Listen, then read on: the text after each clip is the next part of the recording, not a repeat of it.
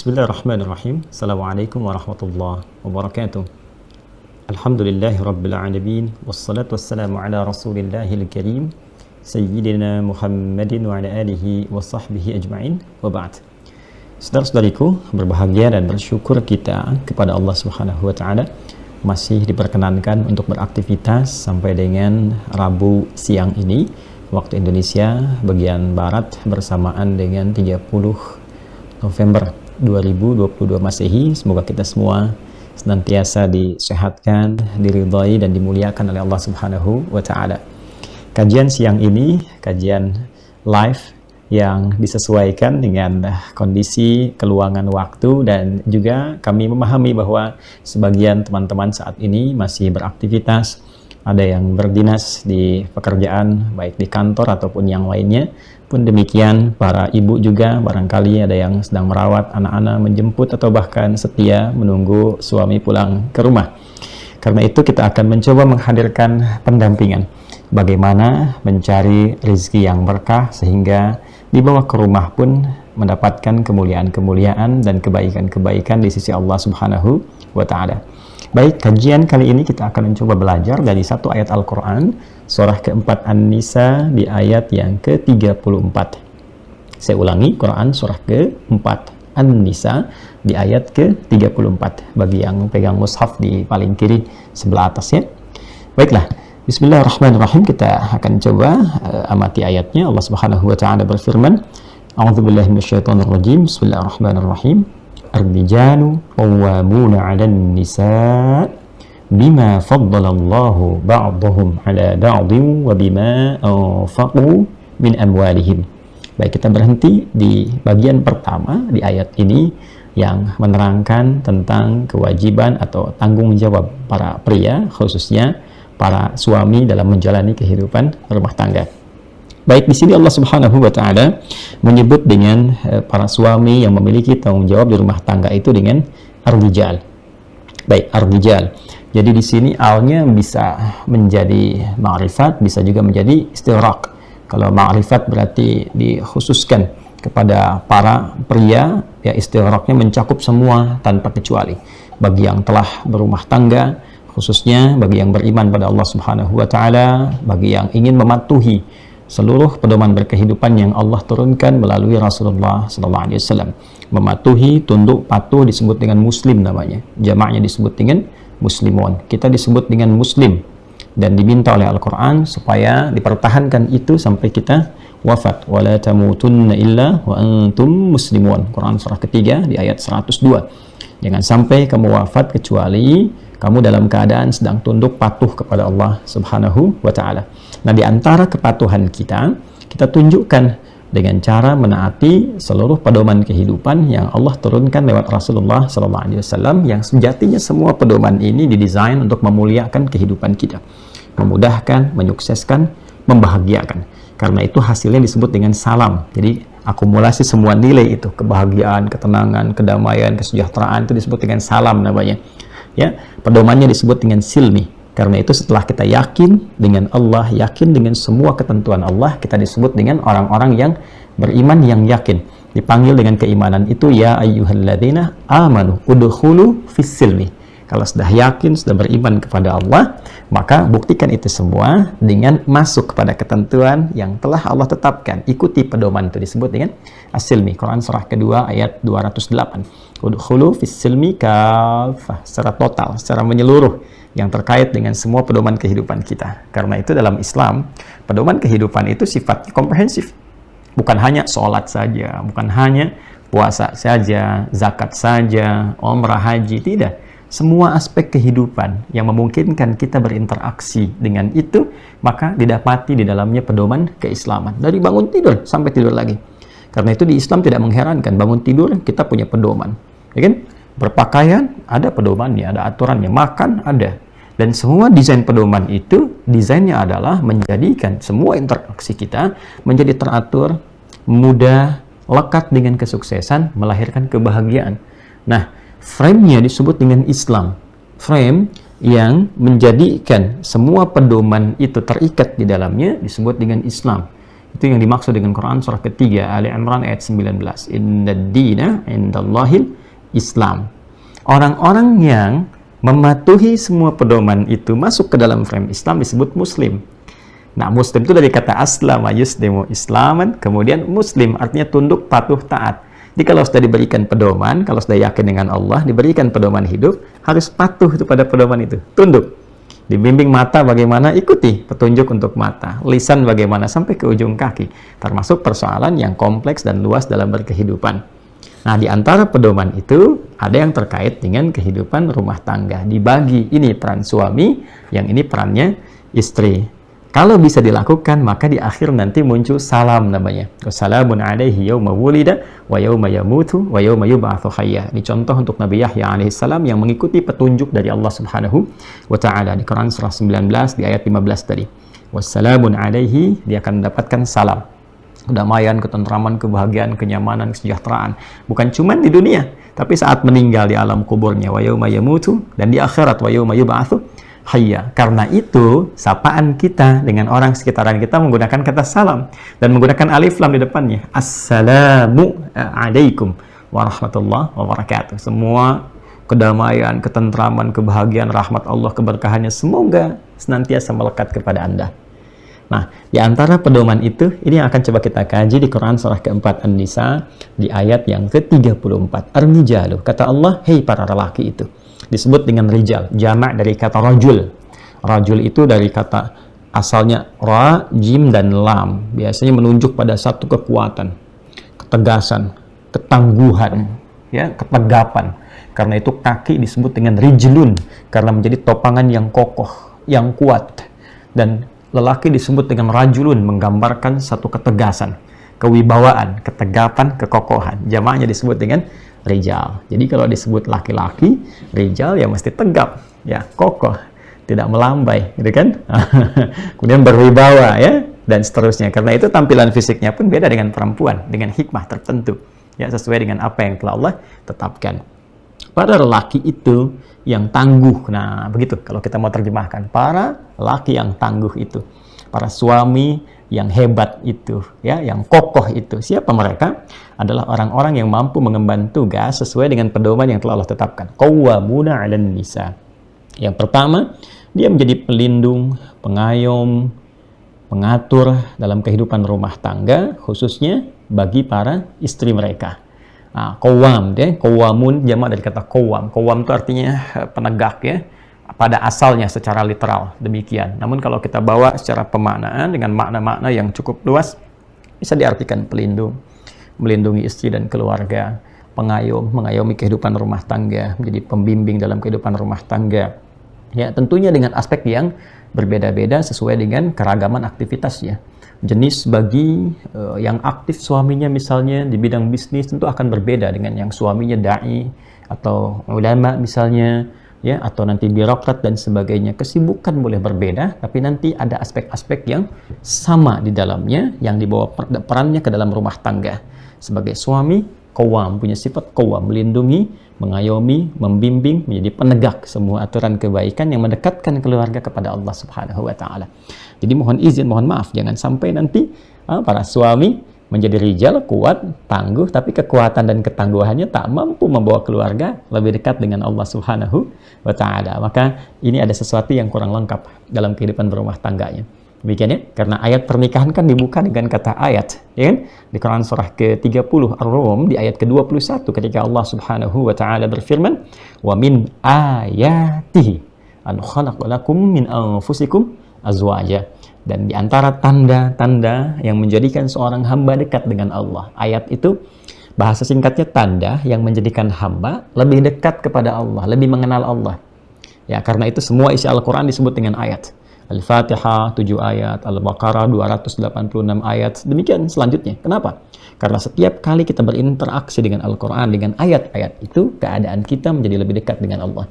Itu yang dimaksud Quran surah ke-8 Al-Anfal di ayat yang kedua.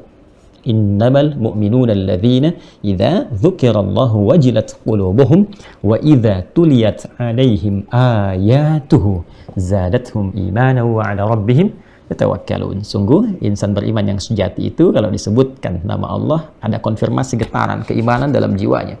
Dan bila dibacakan pada mereka ayat-ayat Allah, bertambah keimanan itu dan menjadi lebih dekat hubungannya dengan Allah Subhanahu wa taala. Nah, tentang rumah tangga dibuka kalimatnya dengan ayat. Maksudnya apa?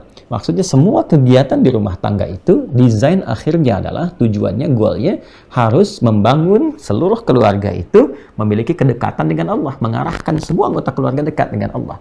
Artinya suami pun sebagai qawwam, rijal yang qawwam, pelindung, pengayom, keberlindungan istri dan keluarga kepadanya. Ketika suami diberikan amanah melindungi, memimpin, maka kepemimpinan dan perlindungan itu mengarahkan mereka dekat dengan Allah, bukan menjauhkan. Ingat ya, melindungi keluarga supaya lebih dekat dengan Allah, itu visinya. Baik, ini bagian yang pertama. Bima faddalallahu ba'dahum 'ala ba'd.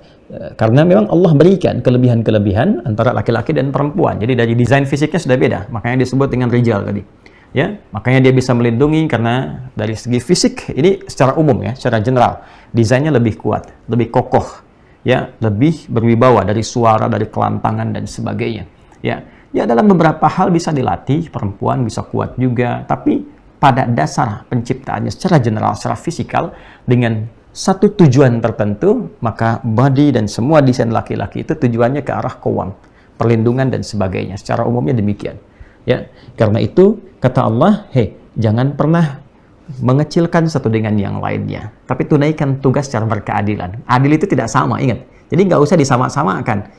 Ya, perempuan pengen seperti laki-laki, dandanannya, kemudian pakaiannya, lalu ya ada yang waliyadzubillah, kita berlindung kepada Allah bahkan menjalani operasi dan sebagainya supaya mirip laki-laki atau sebaliknya, tidak usah. Ya, tidak usah, karena fitrah kehidupannya berbeda. Adil itu tidak harus sama. Adil itu adalah proporsional sesuai dengan maslahat kehidupan yang dijalani. Ya, orang tua punya 3 anak, TK, SD, SMP. Masa mau diberikan uang saku yang sama demi keadilan? Itu tidak adil. Karena kebutuhan anak TK beda dengan SD, SMP lebih besar lagi. Masa uang jajannya diberikan sama? Ya kan? Maka ketika diberikan sama, itu namanya tidak adil. Ya? Kalau rata, iya. Tapi adil itu tidak selalu harus rata. Dan tidak semua rata itu menjadi adil. Jelas ya? Maka desain untuk laki-laki, kata Allah, diberikan kelebihan dari segi fisik, dari segi tampilan. Untuk apa? Mendukung fungsinya. Jadi juga bukan buat pamer. Ya, otot kawat, tulang besi itu bukan untuk dipamerkan, tunjukkan, tidak, tapi digunakan sebagai fungsinya, menegakkan keadilan, kebenaran, kekuatan, dibawa ke rumah tangga, lindungi keluarga. Baik, yang kedua apa? Nah, ini inti materi kita. Wa bima anfaqu min amwalihim. Dan juga laki-laki diberikan oleh Allah desain pada dirinya untuk mudah mencari nafkah. Saya pernah terangkan di pertemuan yang lalu bahwa kita mesti bedakan antara nafkah dengan sekedar bekerja. Ya kan? Perempuan bisa dengan keadaan dirinya menyalurkan hobi, kemudian bekerja dan sebagainya. Tapi kalau sudah masuk ke dalam konteks kehidupan rumah tangga, Allah bagi. Yang nafkah ini, yang suami. Jadi perempuan punya tugas-tugas yang lain yang sangat mulia. Dan dia akan sangat menentukan kebahagiaan di rumah tangga. Plus juga kesuksesan dalam menjalani kehidupan rumah tangga. Jadi kalau nanti dipaksakan yang perempuan ikut seperti laki-laki atau sebaliknya atau bahkan tertukar, ini bahaya. Bahaya. Nah, ini penting untuk diketahui karena nanti boleh jadi ada pola hidup di antara kalangan manusia yang memang tidak mengikuti tuntunan Al-Quran. Apalagi kalau belum beriman misalnya. Dia punya desain hidup sendiri, pola sendiri. Ya, bagi kalangan ini misalnya perempuan bagus bekerja, perempuan keluar banyak, perempuan mencari nafkah, gitu kan? Nah, tapi dalam Islam tidak demikian. Islam mengatur secara proporsional. Ini loh, laki-laki silahkan. Tugas Anda mencari nafkah. Nafkah nanti dibawa ke rumah, istri yang mengolah di rumah. Istri yang mendampingi anak-anak. Baru lahir, dampingi dengan ASI, dengan pendidikan awal dan sebagainya. Anda bisa bayangkan kalau istrinya kemudian banyak aktif di luar, anak ditinggalkan, dekat dengan asisten rumah tangga, tidak kenal dengan orang tuanya dan sebagainya. Sehingga kehilangan masa-masa awal pendekatannya. Tidak punya waktu dan sebagainya. Sedangkan fase-fase awal itu dengan ibu itu konektivitasnya mesti lebih tinggi. Ya, dibandingkan dengan ayah tentu akan berbeda, tapi dengan ibu itu mesti lekat. Jadi ketika dia kehilangan konektivitas dengan ibunya, maka satu saat dia kehilangan tempat untuk berkeluh kesahnya, untuk ceritanya, untuk curhatnya. Ya, nah, sedangkan ASI-nya itu menyambung, dan dari ASI itu kan nanti ada sesuatu yang terbawa secara genetik dalam diri anak itu yang terkoneksikan kepada ibu. Ya, karena itu nanti hubungan kepekaan 70% lebih lekat kepada ibu dibandingkan dengan ayah gitu. Tapi dalam konteks ini ketika ibunya juga banyak aktif, ya, banyak bekerja, bahkan diniatkan misalnya untuk mencari nafkah, maka pasti akan berdampak pada kehidupan rumah tangga. Nah, saya akan kembali dulu kepada ayatnya wabima anfaqu min amwalihim. Saya batasi di peran suami dulu. Teman-teman yang sekarang sedang bekerja, sedang beraktivitas di kantor, berdinas, ya, di birokrasi, diplomasi, macam-macam dan sebagainya, berbahagialah. Bersyukurlah kepada Allah Subhanahu wa Ta'ala. Dan jangan dibatasi pada pekerjaan formal itu seperti kantoran dan sebagainya. Tidak. Anda yang berdagang, Anda yang punya bisnis-bisnis yang orang sebut dengan UMKM kah, Anda yang berdagang kecil-kecilan kah, kecil di hadapan manusia, tapi bisa tinggi nilainya di hadapan Allah Subhanahu wa Ta'ala. Ingat, rizki tidak diukur dengan besar kecil yang Anda bawa ke rumah. Rizki tidak diukur dengan tampilan pakaian Anda ketika Anda masuk ke ruang kerja. Ber-AC-kah atau alami-kah dengan anginnya? Terlihat kotorkah karena mencangkul atau bersihkah karena berdasi? Bukan itu poinnya. Tapi yang indah di sisi Allah adalah ketika Anda mampu menerjemahkan, mengaplikasikan ayat ini, Anda bawa dalam ruang kehidupan. Kata Allah, nih aku berikan kemampuan untuk mencari nafkah, bekerja.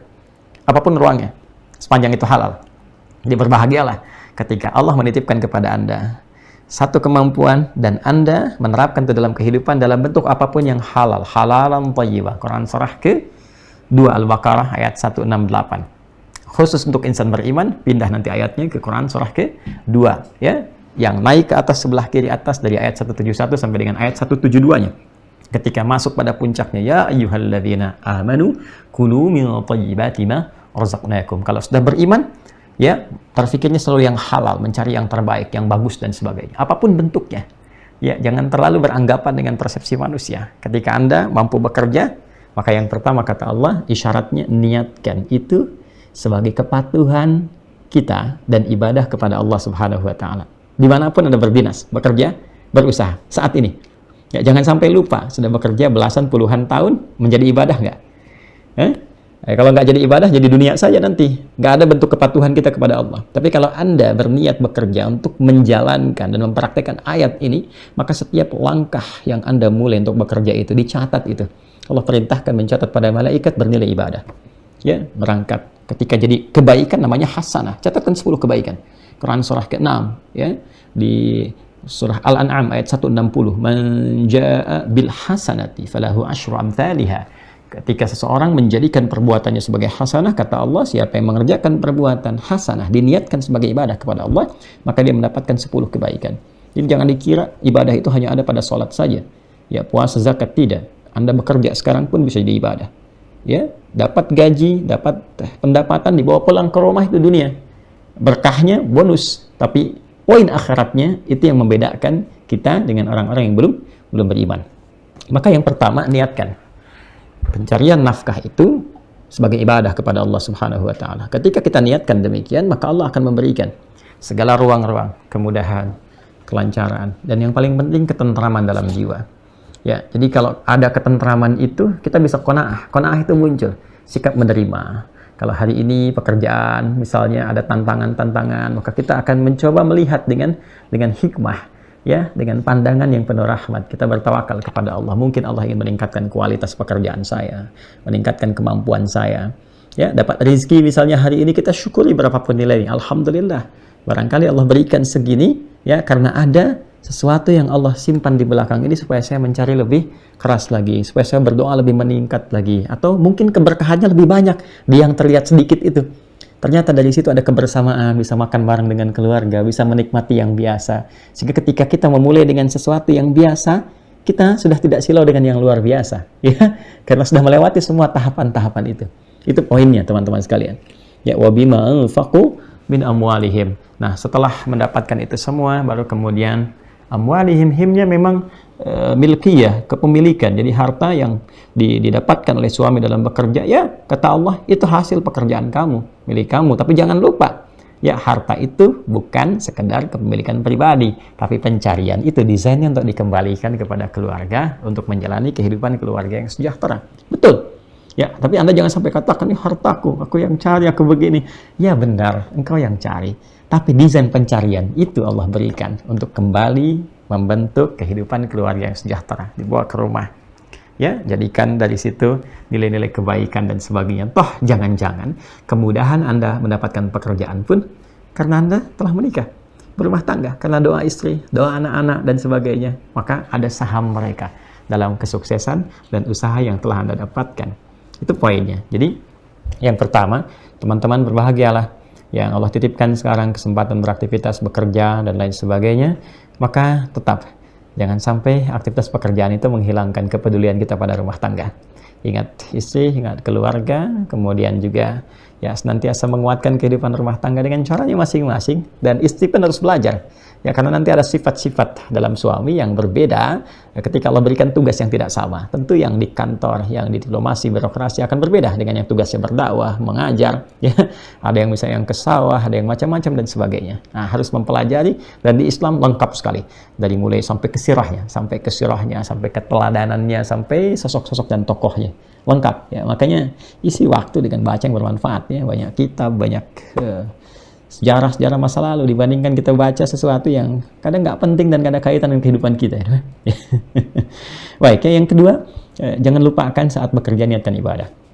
Niatkan ibadah supaya ada ketenangan, kelapangan, kenyamanan, perlindungan dari Allah dan keberkahan dari setiap rezeki yang didapatkan sehingga tidak banyak menimbulkan keluhan dalam kehidupan. Karena sekarang tantangannya banyak sekali. Ya banyak sekali. Ya, sampai-sampai mohon maaf terjebak pada perbuatan-perbuatan maksiat yang dilarang. Awas pinjaman-pinjaman online yang penuh riba itu, yang rentenir modern dan sebagainya, hati-hati. Ya, hati-hati. Betapa banyak itu bisa menyebabkan kerusakan yang sangat besar, ya, menjadikan gempa kehidupan dalam rumah tangga yang sedikit demi sedikit menghancurkan kesejahteraan yang telah dibangun sekian lama. Ini bagian yang pertama, teman-teman, bimbingan untuk para suami, semoga berkenan, dan ayat ini berlaku juga untuk saya. Saling mendoakan, semoga Allah juga berikan bimbingan kepada kami untuk mampu mengamalkan apa yang diajarkan dengan baik. Diampuni oleh Allah kekurangan-kekurangan, kesalahan-kesalahan yang mungkin tidak membersamai pengajaran-pengajaran dalam kebaikan. Semoga Allah senantiasa melengkapi kita untuk menjadi pribadi yang lebih baik dari sebelumnya. Insya Allah di pertemuan berikutnya kita akan masuk kepada tugas istri, bagaimana kewajibannya terkait dengan aspek yang telah dilakukan oleh para pria atau para suami di rumah tangga. Maka jika suami punya kewajiban, apa haknya dari istri? Ya, jika istri mendapatkan haknya dari suami, apa kewajibannya terhadap suami? Saat suaminya sedang bekerja, apa yang harus dilakukan oleh istri? Kita nanti akan lanjutkan di sesi yang lain. Sebelum saya tutup, teman-teman, mengingatkan penting sekali karena momen ini hanya berlangsung setahun sekali. Insya Allah tahun ini kita akan memulai kembali syiar Al-Quran. Ya, syiar Quran ini dulu seringkali kita lakukan di Istiqlal, kemudian yang terakhir di JIS ya, di JIC ya, di JIC bukan JIS, JIC, Jakarta Islamic Center di Jakarta Utara kalau saya tidak keliru. Dan alhamdulillah, masya Allah, animo teman-teman para ahli Quran sangat luar biasa. Kita di Istiqlal itu penuh sampai 5 lantai ke atas, kan ratusan ribu orang datang bergabung karena memang eventnya lebih mendekatkan kita kepada Al-Quran, mengenal kembali. Sekarang kita tingkatkan lagi kualitasnya. Kita bukan sekedar ingin berkumpul, tapi memang ingin mendesain bagaimana diri kita lebih dekat dengan Al-Quran, membawa proses berinteraksi dan hafalan Quran selama hidup, dan mudah-mudahan wafat dalam keadaan menjadi ahli Al-Quran. Insya Allah, teman-teman, acara ini akan digabungkan dengan Aqsa, Al-Quran Sunnah Solution. Memang bukan hari libur yang biasa kita dapati Sabtu ataupun Ahad, tapi ini spesial malam Jumat. Kami ambil pertama kali malam Jumat untuk menunjukkan Jumat Sayyidul Ayyam, hari yang bagus untuk umat Islam yang baik, gitu ya. Kemudian ada kajian Aqsa, Al-Quran Sunnah Solution, kita isi di situ. Ya, dengan program spesial Syiar Al-Quran, dan hadir tokoh-tokoh baik dari dalam ataupun luar negeri yang memang concern juga di bidang Al-Quran, ya, yang mungkin juga akan share kepada kita beberapa yang terkait dengan interaksi bersama Al-Quran. Malamnya, jadi hari Kamis, tanggal 1 Desember, berarti besok ya teman-teman ya, besok 1 Desember hari Kamis, ba'da maghrib, berlanjut ke ba'da Isya sampai dengan selesai. Tempatnya kita mengambil sekarang di Pusdai, Pusat Dakwah Islam di Kota Bandung, Jawa Barat ya. Jadi sambil ke Bandung, teman-teman ambil cuti yang dari luar atau yang wilayah sekitaran Jawa Barat bisa merapat ya ke sana, karena ini momennya langka, cuma setahun sekali, dan membersamai Milad Pusdai. Qadarullah ini bersama dengan Milad Pusdai yang ke-25, jadi tokoh-tokoh juga insya Allah akan hadir bersamai. Di dalamnya malamnya kita akan adakan ta'lim ya, yang juga insya Allah banyak manfaatnya. Kita kenalkan juga banyak hal yang mungkin belum didapatkan. Nah, besok paginya hari Jumat, jam 9 sampai dengan jam 11 sebelum Jumatan kita adakan coaching klinik untuk proses berinteraksi dengan Quran, jadi ahli Al-Quran, spesifik menghafal Quran. Bagaimana cara menghafal yang efektif, cepat menghafal, menjaga dari lupa, tekniknya bagaimana, memilih mushaf dan sebagainya. Insya Allah yang sesi pagi ini kita sudah mulai berikan link ya, kalau ingin masuk ke pendaftaran untuk mendapatkan paket. Kita siapkan sekarang 30.000 buku, itu dibagi ke dalam paket, jadi satu paket 3 buku, jadi ada 10.000 yang akan kita bagikan, itu gratis, nggak bayar sama sekali ya, tidak bayar sama sekali.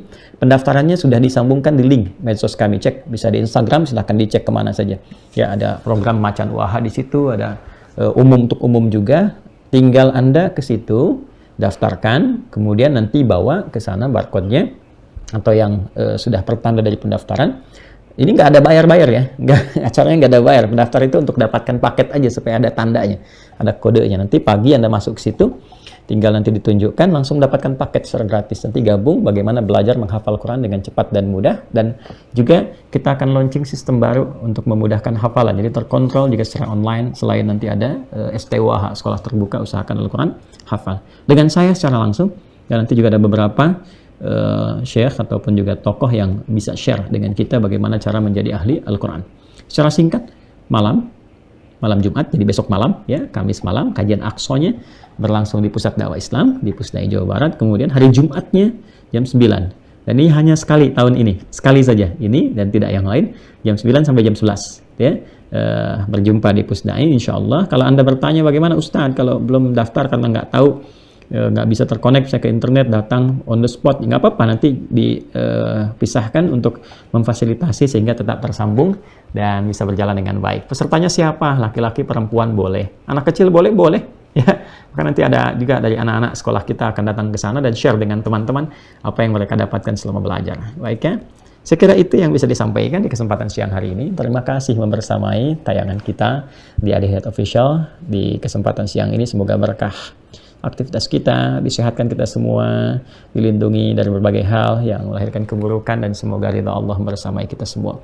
Allahumma taqabbal minna innaka antas sami'ul alim wa tub 'alaina innaka antat tawwabur rahim. Rabbana atina fid dunya hasanah wa fil akhirati hasanah wa qina adzaban nar. Wa sallallahu ala sayyidina Muhammad wa ala alihi wa sahbihi ajma'in wa akhiru da'wana subhanakallahumma wa bihamdika nashhadu an la ilaha illa anta nastaghfiruka wa natubu ilaik walhamdulillahi rabbil alamin. Assalamualaikum warahmatullahi wabarakatuh.